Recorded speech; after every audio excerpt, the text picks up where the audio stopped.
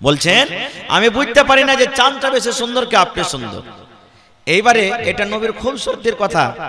এবার নবীর শরীরতে যে পাসিনা আসতো, ঘাম, আমাদের শরীরে যদি ঘাম আসে সুবহানাল্লাহ, তো এই ঘামটা যদি আমাদের শরীরে যদি জামা কাপড় ভিজে যায়, আশেপাশেকার লোকেরাকে ভালো লাগবে না খারাপ লাগবে? জোরে বলেন, ভালো লাগবে না খারাপ লাগবে? হ্যাঁ, স্ত্রী যেটা বাড়িতে আছে ইও ঘৃণা করবে আর বলবে যে এত ঘাম আছে, যা গোসল করে এসে, বলবে না? এত দুর্গন্ধ। কিন্তু নবীর ঘামের ব্যাপারে জানেন সুবহানাল্লাহ, আল্লাহর নবী একদিন শুতে আছেন, আল্লাহ রাসূল একদিন শুতে আছেন চামড়ার বিছানায়। এই মতো এখন কোথায় মাখমাল সুতি এই ওই কোথায় পাবেন? 1400-1450 বছর আগের বিছানা কি চামড়ার বিছানা ছিল, আল্লাহ রাসূলের শুতে আছেন। এবার আল্লাহ নবীর একজন ফুফু, সুবহানাল্লাহ, নবীজি ঘুমিয়ে আছেন, শুতে আছেন, আর ঘাম যে ঝরছে, তো সুতির জিনিসে শুইছে নিবে ঘামটা, কিন্তু চামড়া জিনিসে কি শুষবে, শুকাবে? জমা জমা হয়ে গেছে ঘামটা। তা আল্লাহ রাসূলের ফুফু একটা ছোট্ট বোতলে সাথে নিয়ে এসেছে, আর বোতলটা সাথে নিয়েছে নবী সাহেবের শরীর থেকে যে ঘামগালা চামড়াতে লাগছে, ওই ঘামগালাকে তুলে তুলে শিশিতে বন্ধ করছে, পাসিনাকে তুলে তুলে শিশিতে বন্ধ করছে। এবার যখন ঘামটা যখন বন্ধ করছে, এই করতে করতে পটকেরা রাসূল জেগে গেছেন, দিয়ে বলছেন ফুফু ব্যাপারটা কি, তুমি এই আমার ঘামগালাকে এতে ভরছো মানে? সুবহানাল্লাহ। এবার নবীজির ফুফু কি বলছেন, বেটা মোহাম্মদ, এই জন্য আমি তোমার ঘাম গোলাকে শেষের মধ্যে রাখি রে বেটা। জমিনের উপরে আকাশের তলাতে আল্লাহ রাব্বুল আলামিন যত প্রকারের আতর তৈরি করেছেন, আল্লাহ রাব্বুল আলামিন যত প্রকারের সেন্ট তৈরি করেছেন রে ভাতিজা, আমি তোমার ফুফু সব সেন্ট আমি লাগিয়ে রেখেছি। কিন্তু ভাতিজা মোহাম্মদ, তোমার শরীর থেকে যে ঘাম গোলা বের হয়, তোমার শরীর থেকে যে পাসিনা বের হয়, এই তোমার পাসিনা থেকে আতর, তোমার পাসিনা থেকে এই যে একটা খুব সুন্দর দুর্গন্ধ বের হয়, সুগন্ধ বের হয়, তোমার পাসিনা থেকে একটা খুব সেন্ট আতর বের হয়। দুনিয়াতে আল্লাহ রাব্বুল আলামিন মনে হয় এরকম কোন আতর তৈরি করেনি যে তোমার পাসিনা তোমার ঘাম থেকে বেশি সেন্ট করতে পারে। ভাতিজা মোহাম্মদ, আমার বাড়িতে আতরের শিশি আছে, আমার বাড়িতে আতরের বোতল আছে, তোমার এই ঘামগুলাকে আমি শিশিতে জমা করে রাখলাম এই জন্য রে, যে আমার বাড়িতে যে আতর আছে, এক ফোঁটা দুই ফোঁটা করে, এক বন দুই বন করে তোমার পাসিনা তোমার ঘামগুলাকে আমি আতরে মিলিয়ে মিলিয়ে আমার গায়ে আমি লাগাবো। শুধু তা নয় ভাতিজা মোহাম্মদ রে, যদি তোমার আগে আমি যদি মরে যাই, তোমার আগে যদি আমার মওতটা হয়ে যায়, তাইলে ভাতিজা শুনে নাও, যেদিন আমি মরে যাব, যেদিন আমার মওত হয়ে যাবে, আমার যেদিন কাফন পরিয়ে আমাকে যেদিন কবরে নিয়ে যাওয়া হবে ভাতিজা রে, সেই দিন দয়া করে তোমার এই পাসিনা ঘামগুলো আমার কাপড়ে ছিড়কে দিও। সুবহানাল্লাহ। এরকম তো লোক ছিলেন। নবীজির ব্যাপারে আজকে বলবো না, আল্লাহ বাঁচিয়ে রাখে, ইনশাআল্লাহ কোন জলসাতে বলবো। তাহলে এরকম লোকের কাছে মত এসেছেন, লোকটা বাঁচিয়ে দুনিয়া থেকে চলে গেছেন। নবীজির 8 দিন থেকে কি ঘটনা ঘটছে ওদিকে যাব না। যেদিন নবীজি মারা যাবেন তার একদিনকার ঘটনা। নবীজির বাড়িতে যে গোলাম ছিল, গোলামকে আজাদ করে দিলেন। নবীজির কাছে যা অস্ত্র সামান ছিল সবকে দান করে দিলেন। এবার নবীজির পালা, নবীজির বাড়ি মা আয়েশা রাদিয়াল্লাহু তাআলা আনহার বাড়িতে। নবীজির জানেন যে 11টা স্ত্রী ছিলেন, এটা একটা স্ত্রীর বাড়ি, এটা একটা স্ত্রীর বাড়ি, এটা একটা স্ত্রীর বাড়ি, এটা একটা বিবির বাড়ি, আর পালা বানিয়ে রেখেছেন, আজকে আর বাড়তে থাকবো, আজকে আর বাড়তে থাকবো, আজকে আর বাড়তে থাকবো, আজকে আর বাড়তে থাকবো। এই করতে করতে করতে নবীজি যখন দুনিয়া থেকে বিদায় হবেন, তো শেষ বাড়ি, শেষ জায়গা নবীর কোথায় হয়েছিলেন? মা আয়েশা রাদিয়াল্লাহু তাআলা আনহার কাছে, মা আয়েশা রাদিয়াল্লাহু তাআলা আনহার কামরাতে। সুবহানাল্লাহ। এবার মা আয়েশা বলেন, ওরে সুবহানাল্লাহ, নবী আমার যখন দুনিয়া থেকে চলে যাবেন, নবীজির শেষ টাইম, শেষ সময়, আমার নবী সোমবারের দিন বেলা 8টা 9টার সময়তে মারা যাবেন। নবীজির 8টা 9টা 10টার সময়তে মওত হয়ে যাবে। এবার মা আয়েশা বলেন, আল্লাহ, সোমবারের দিন দিনটা আসার আগে আগে, মানে রবিবারের দিন যাওয়ার পর যেটা রাত্রে ঢুকে গেল, সোমবারে যেটা রাত চললো, আমার নবী বেমারি হালাতে পড়ে আছেন, নবীর মাথাতে ব্যথা চালু হয়ে গেছে, নবীর শরীরে জ্বর চলে এসেছে, নবী আমার থরথর থরথর করে কাঁপছে। দয়ার নবী নামাজ পড়ার জন্য মসজিদে যেতে পারেন না, আমার হুজরাতে, আমার কামরাতে ঘুমিয়ে আছেন। কিন্তু মা আয়েশা বলেন, ওরে সুবহানাল্লাহ, আমার হাবিব, আমার নবী আমার পালাতে আছে, আমার বাড়িতে আছে, আমার নবী এত গরিব মানুষ, সেই রাত্রে নবীকে একটু আলো করব, মুখটা দেখবো বলে, একটা চেরাকটা জ্বালাবো বলে সেই রাত্রে নবীর বাড়িতে আল্লাহ, আমার নবী হয়তো সেই রাতটা আখরি রাত ছিল, নবীর সেই রাতটা আখরি রাত ছিল। দয়ার নবী দুনিয়া থেকে চলে যাবেন, নবীর মুখটা অন্ধকার রাত্রে, আমি নবীকে নিয়ে বসে আছি, আমার নবীর চেহারাখানা আমি দেখতে পাই না। মা আয়েশা বলেন, ইয়া রাসূলুল্লাহ, আপনি ঘরে একটু অপেক্ষা করেন, আমার রুমটাতে একটু অপেক্ষা করেন। মা আয়েশা বলেন, আমি পড়োশিতে চলে গেলাম, আমার প্রতিবেশীতে আমি চলে গেলাম, আর যাওয়ার পর ঘরে জ্বালাবার জন্য একটু আমি কেরোসিন তেল আমি ধার করে নিয়ে আসলাম, কেরোসিন তেল ধার করে নিয়েছি, আমি দয়ার নবীর জন্য ঘরটাকে আলো করে দিলাম। এই করে করে সুবহানাল্লাহ, ফজরের আযান হয়ে গেল, মুয়াজ্জিন সাহেব আসসালাতু খায়রুম মিনান নাওম বলে দিয়েছে, আমার নবী মসজিদে যাইতে পারেন না। এবার নামাজের জামাতের টাইম হয়ে গেল, জামাতের সময় হয়ে গেল। দয়ার নবী নিজের শ্বশুর আবু বকরকে বলছেন, আবু বকর, আমি আর মসজিদে যেতে পারবো না বাবারি, মসজিদে যাওয়ার আমার শক্তি নাই, তুমি দয়া করে আমার জায়গাতে দাঁড় হয়ে তুমি ফজরের জামাতটা তুমি পড়ে নাও, ফজরের নামাজ পড়ে নাও। বাবা যাও আবু বকর, আমি নবী তোমাকে আদেশ করলাম, যাও তুমি নামাজ পড়ে নাও। আবু বকর কিন্তু নামাজ পড়াইতে যান না, মুসাল্লাতে যেমনই দাঁড় হয়ে গেলেন, নবীর জায়গাতে যেমনই দাঁড় হয়ে গেলেন, আবু বকরের চোখ দিয়ে ঝরঝর করে পানি ঝরতে লাগলো, এমন জোরে করে পানি ঝরতে লাগলো, চোখের পানিতে সমস্ত দাড়িগুলো ভিজে গেল। আবু বকর কেন কাঁদলেন? এই জন্য কাঁদছেন, আল্লাহ রে, আমার নবী এই জায়গাতে দাঁড় হয়ে সারা জীবন আমাদেরকে নামাজ পড়ালেন, আর আমি আবু বকর নবীজির জায়গাতে আমি কেমন হয়ে দাঁড় হয়ে আমি নামাজ পড়াবো? আমি আবু বকর সহ্য করতে পারবো না, সহ্য করতে পারবো না।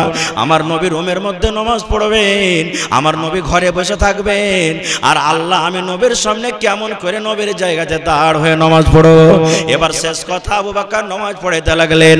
দয়ার নবী মা আয়েশাকে বলছেন, আয়েশা, এই মসজিদের আমি আমার সাথী রেখে বন্ধুরাকে দেখবো কিভাবে তারা জামাতে নামাজ পড়েছে, আমার জন্য একটু জানলাটা খুলে দাও, আমার জন্য তুমি একটু পর্দা খাঁটা হটিয়ে দাও। যেমনই পর্দা হটিয়ে দেওয়া, দয়ার নবী দেখছেন মসজিদে নববীতে আমার সাহাবীরা নামাজ পড়েছেন।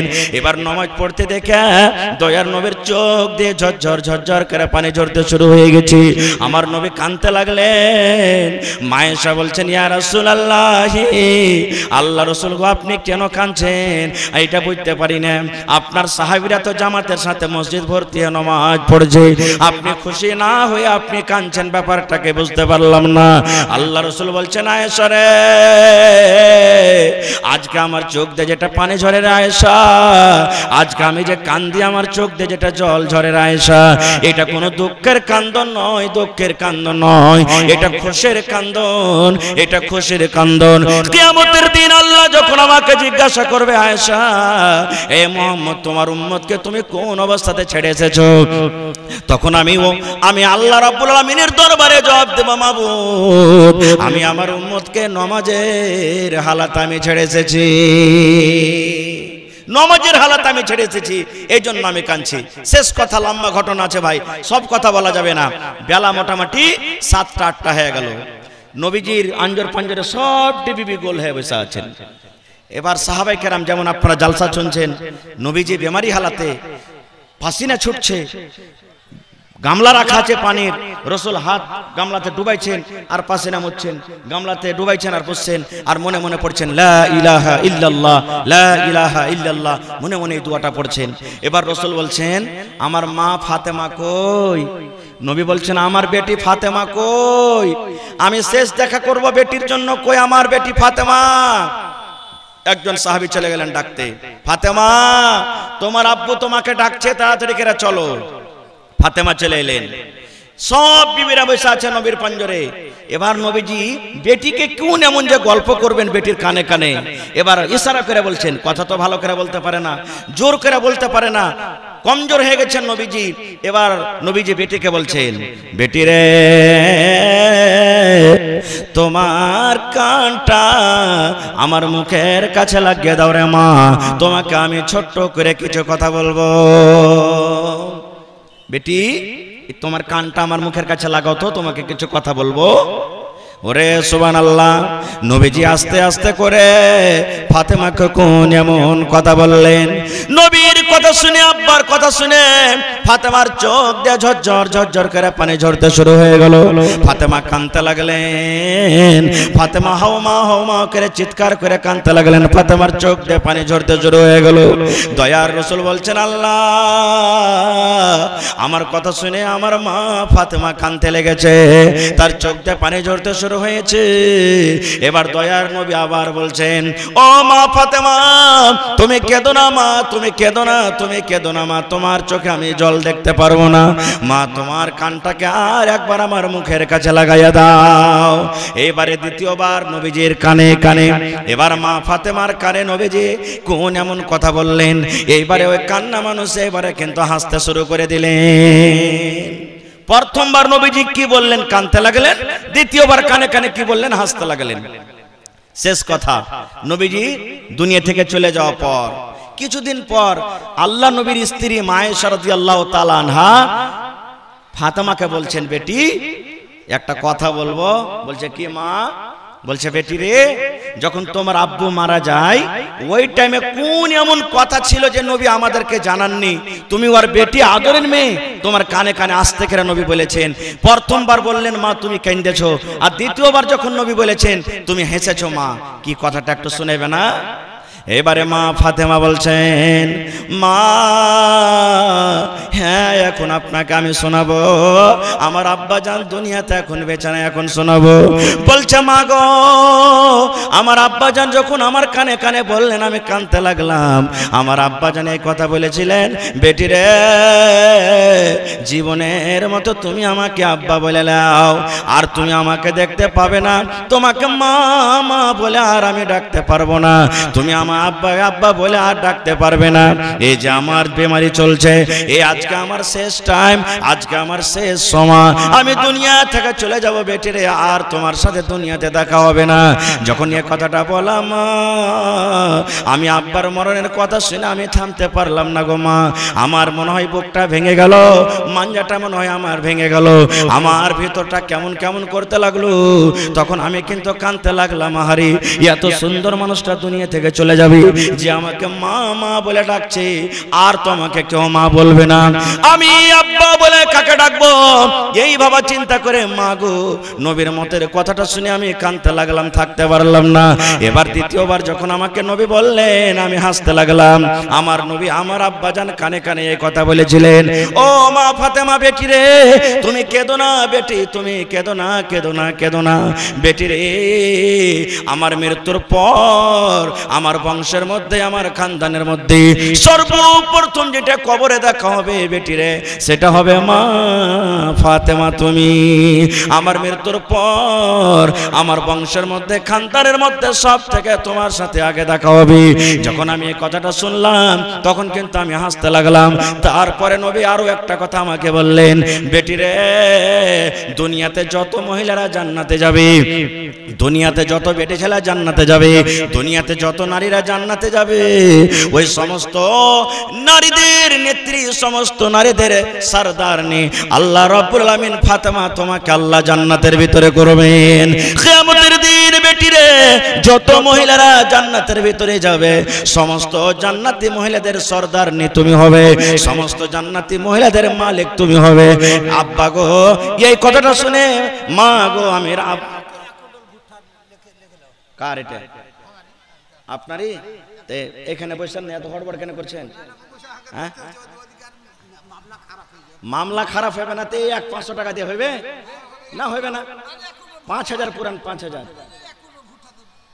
হায় আল্লাহ ভুট্টা এখানে মেলায় সম আছে ভুট্টা তো দিবেন, এখানে 5000 করেন 5000 করেন। এখানে এলাকার মধ্যে একটা নামী মানুষ সবাই চিনছেন এখানে। আর মাদ্রাসার মধ্যে সব থেকে বড় কুরবানি জান জীবন সব সময়তে যারা যারা দিয়েছেন তার মধ্যে একটাও। হায় আল্লাহ 1000 লয় 2000 পুরান কমসে কম। হায় আল্লাহ এক কাম করেন আপনি সাহেব মুস্তাক আলী নানা 5000 টাকা লিখে দেন আর 1 কুইন্টাল মাকই, ঠিক আছে নাকি? হ্যাঁ তাহলে 2000 টাকা নগদ করে দেন। তাহলে 2000 নগদ করেন না তো 5000 টাকা বসিয়ে দেবো এখানে, 1500 ভরে দিয়ে দেবেন ইনশাআল্লাহ। আচ্ছা ঠিক আছে, তো 1 কুইন্টাল ভুট্টা আর 2000 টাকা লেখেন। তো শেষ কথা যে আল্লাহ রাসূল সাল্লাল্লাহু আলাইহি ওয়াসাল্লাম দুনিয়াতে বাঁচতে পারেনি, উনিও চলে গেছেন দুনিয়া থেকে। ভাই আমার আমরাও দুনিয়াতে এসেছি, দুনিয়া থেকে আমাদেরকে একদিন যেতে হবে। এই মত থেকে কেউ বাঁচতে পারবো না আমরা। মত একটা এমন জিনিস যার শরবত আমাদের সকলকে পান করতে হবে। এবার আল্লাহ তাবারাক ওয়া তাআলা কোরআনের অন্য জায়গাতে বলছেন, হে দুনিয়ার মানুষ মত আসার আগে আগে মতের তৈয়ারি করে যাও। মত আসার আগে আগে মতের তুমি তৈয়ারি করে যাও। বলবেন কেমন মতের তৈয়ারি করব? মত আসার আগে আগে মতের তৈয়ারি কেমন করে করব? মত আসার আগে আগে মতের তৈয়ারি করার মানে হলো যে মত আসার আগে আগে জীবনে এমনই কিছু আমাদেরকে আমল করে যেতে হবে, নেক আমল করে যেতে হবে, ভালো কাজ করে যেতে হবে, যে আমাদের মৃত্যুর পর যেন আমাদেরকে ভিতরে গম না আসে, আমরা যেন চিন্তা ভাবনা করি, আমরা যেন আফসোস না করি কিয়ামতের দিন যে আল্লাহ তুমি যদি আর একটু সময় দিতে আল্লাহ তাহলে হয়তো আমি তওবা ইস্তেগফার করতাম। ভাই আমার যখন একবার মানুষের মত হয়ে যাবে, মরার পর কিয়ামতের দিন যদি আল্লাহকে বলেন আল্লাহ একবার তুমি চান্স দাও রব্বুল আলামিন, আমি দুনিয়াতে যা কিছু আছে আমার সব কিছুকে বিক্রি করে তোমার রাহে খরচ করে দান ধ্যান করে চলে আসবো, আল্লাহ তাবারাক ওয়া তাআলা 1 মিনিটকে 1 সেকেন্ডের জন্য সময় দিবে না, খুব 1 সেকেন্ডের জন্য সময় দিবে না কো ভাই আমার। তাহলে মত আসার আগে আগে মতের তৈয়ারি করে যেতে হবে। আল্লাহর নবীর সাহাবী হযরত আবু হুরায়রা রাদিয়াল্লাহু তাআলা আনহু বড় সাহাবী, যখন মারা গেছেন মৃত্যুর টাইমে মতের সময়তে কাঁদছেন, আশেপাশে সাহাবারা যারা বসে আছেন, আবু হুরায়রা ব্যাপারটা কি? মতের ভয়ে তুমি কাঁদছো নাকি?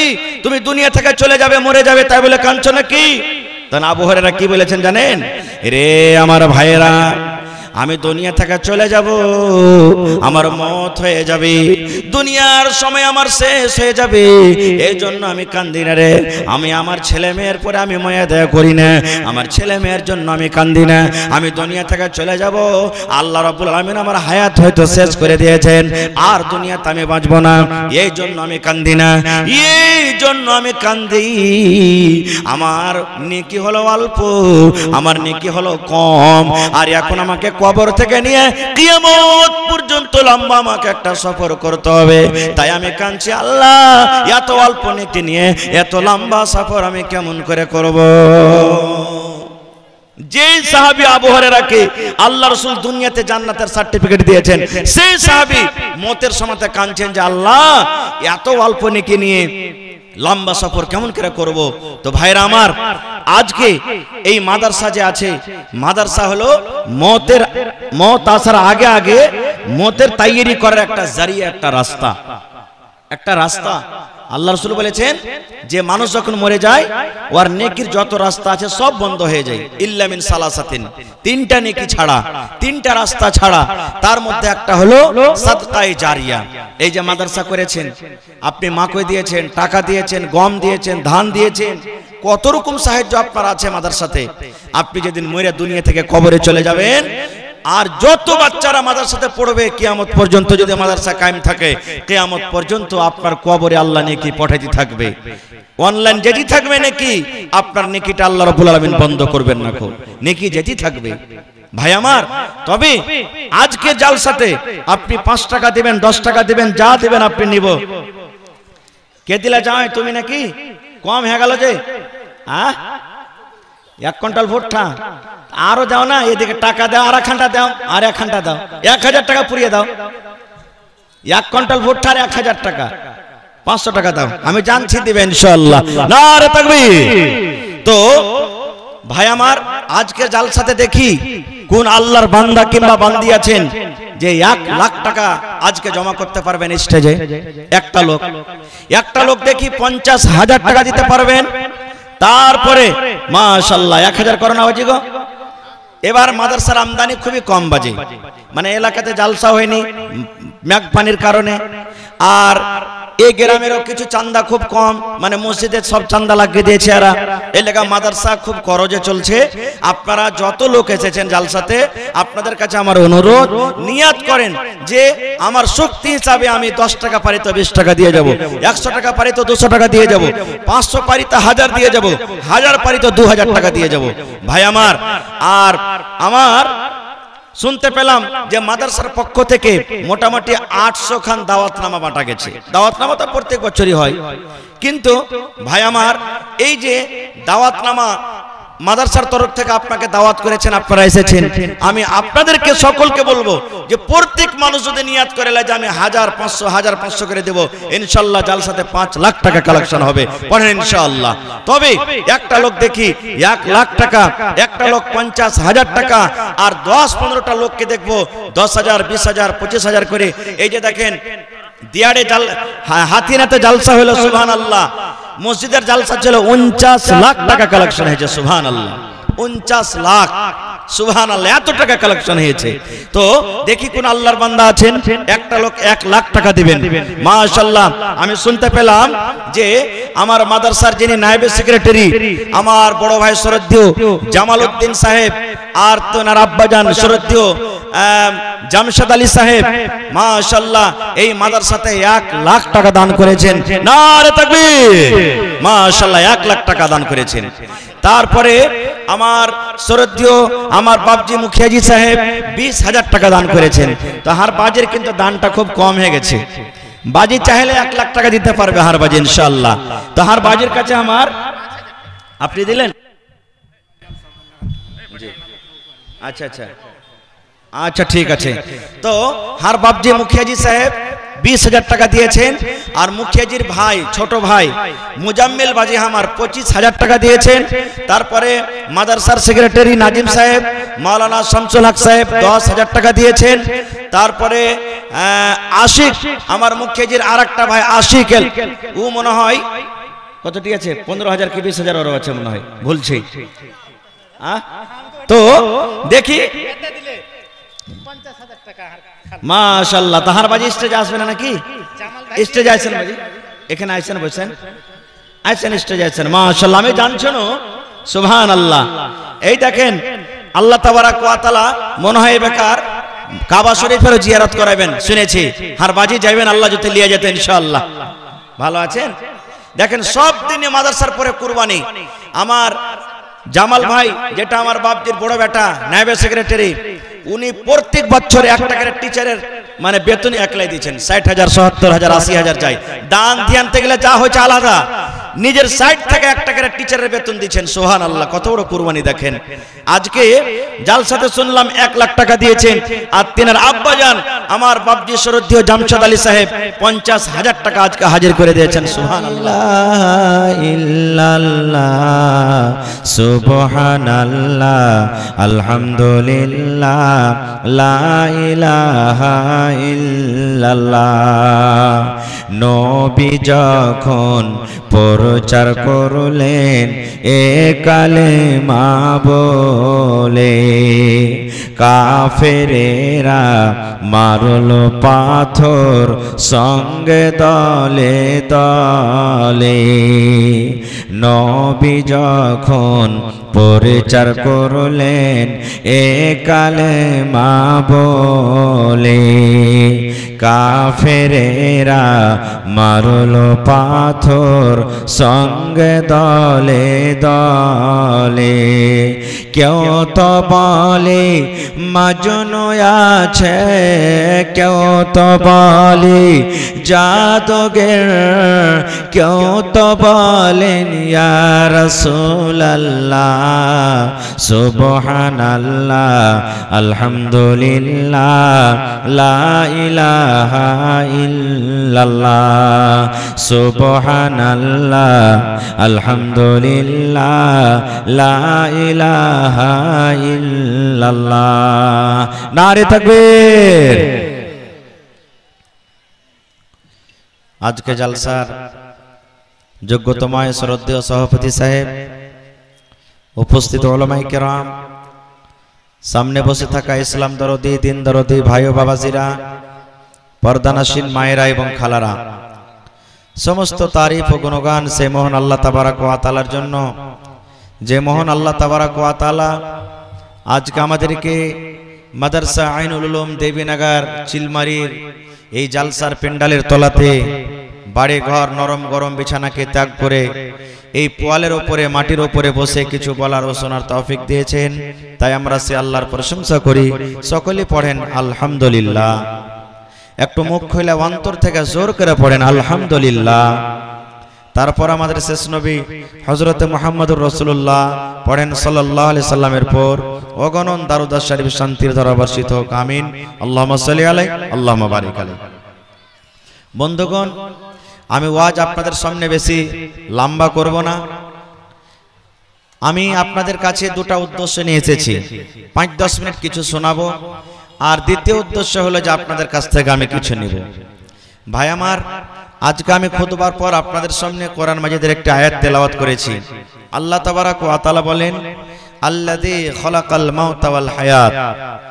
আল্লাহ বলেন, আমি মওত এবং হায়াতকে সৃষ্টি করেছি এই জন্য যে মানুষকে আমি পরীক্ষা করব, মানুষের আমি ইমতিহান নিব कि हे मानुष তোমাদের মধ্যে সবথেকে উত্তম ভালো কামটা কে করছো, ভালো আমল কে করছো।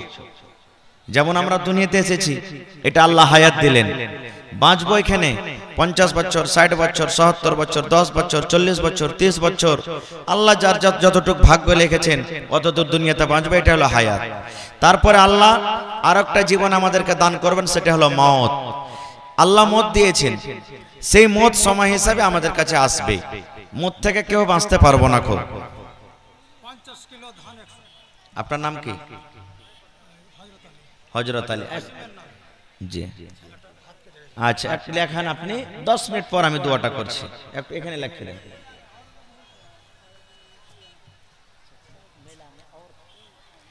আচ্ছা, মেলাতে মা খালারা কি কারণে ঘুরছে ভাই? এরা জালসা শুনতে এসেছে, জালসাতে থাকবে। আমি মা খালারাকে বলবো যে আপনাদের দুর্নাম শুনলাম এখানে যে আপনারা মেলাতে ঘুরছেন। এ মা খালা, আপনাকে জায়গা করা হয়েছে স্পেশাল ভাবে, জায়গাতে আপনারা চলে এসেছেন আর জায়গাতে বসেন, মেলা থেকে আপনারা চলে এসেছেন। তো ভাই আমার, আমাদেরকে একদিন এই দুনিয়া থেকে যেতে হবে। এই মতটা বলে বিশ্বাস আছে না নাই? মত বলে বিশ্বাস আছে? জি, মত বলে বিশ্বাস আছে। আমি আপনি কি পৃথিবীর কোনো মানুষই বাঁচতে পারবে না, একদিন মরতে হবে। আল্লাহ তাবারাক ওয়া তাআলা কোরআনে সূরা রহমানে বলছেন, কুল্লু মান আলাইহা ফান। যত পৃথিবীতে জিনিস আছে সব একদিন ফানা, ধ্বংস হয়ে যাবে। আর বাঁচবে কি? আল্লাহ তাবারাক ওয়া তাআলার জাত। আল্লাহ তাবারাক ওয়া তাআলা বাঁচবেন। আল্লাহ তাবারাক ওয়া তাআলা ছাড়া দুনিয়াতে, হ্যাঁ দুনিয়াতে 100 ঘুরিয়ে দেন, দুনিয়াতে কেউ বাঁচতে পারবে না আল্লাহ তাবারাক ওয়া তাআলা ছাড়া।